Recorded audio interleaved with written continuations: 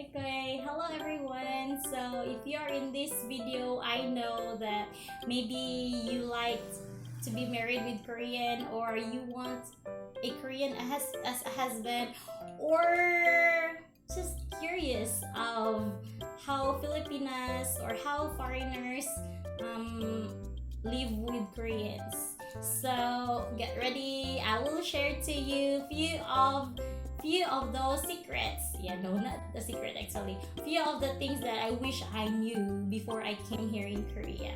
Okay, so the first thing that I really realized when I was here in Korea is that I wish I knew how cold it is in Korea, because how cold and how hot it is in summer.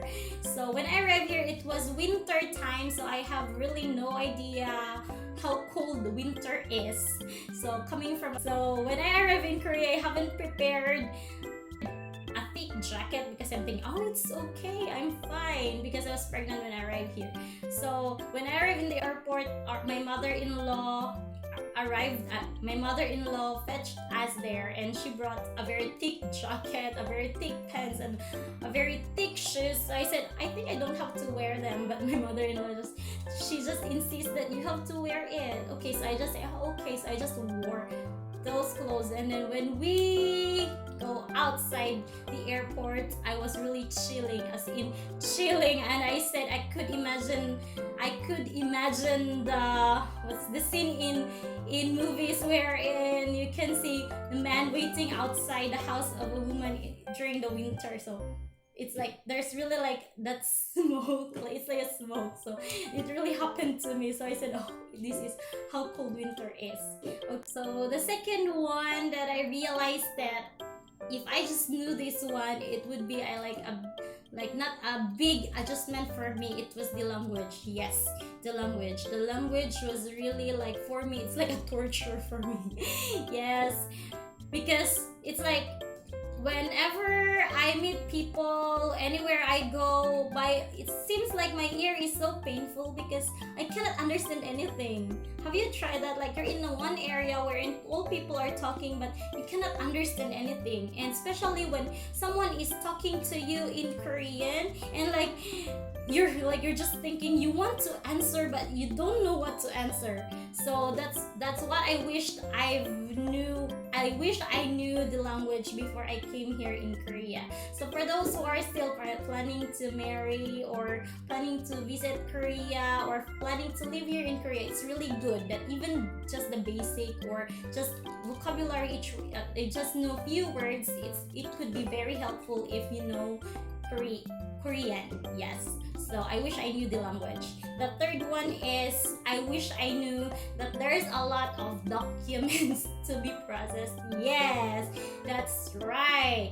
Documents are really, like, I could say, it's countless. And if I think back again, what are those documents? I couldn't remember, but all I remember is that I did a lot of documents, like going to the Korean embassy, from going to, I don't know, there's a lot to, and we have also a lot of seminars, we also had general checkup. We should be checked from head to your foot. It should be checked. And as well as we had also the what's the psychological tests.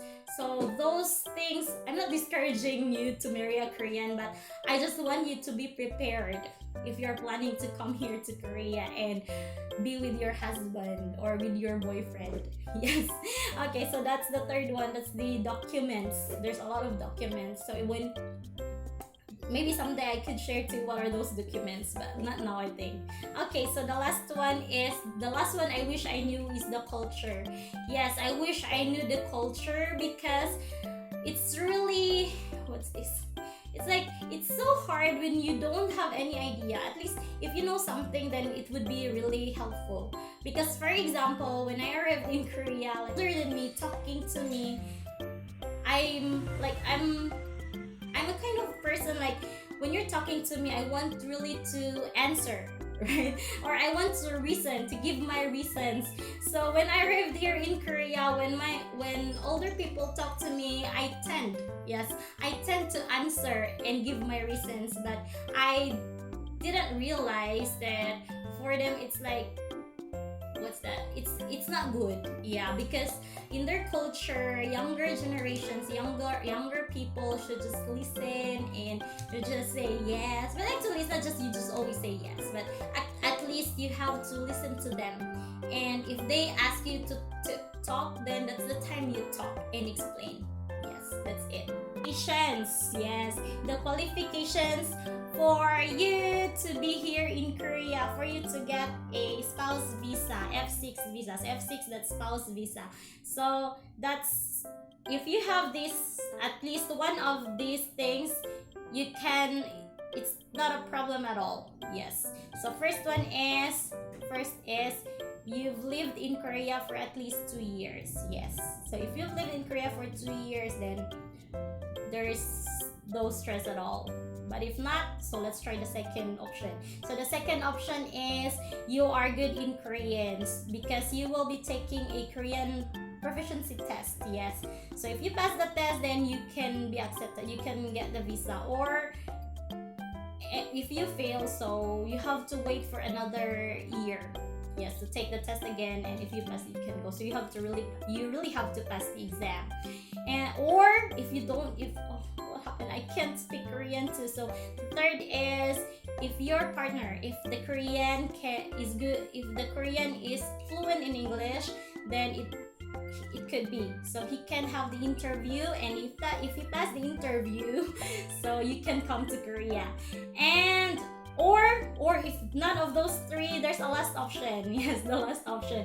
If you have a baby, yes, but that one is a bit difficult too. But if you have a baby, then he will be, or she could be your savior. You can come to Korea.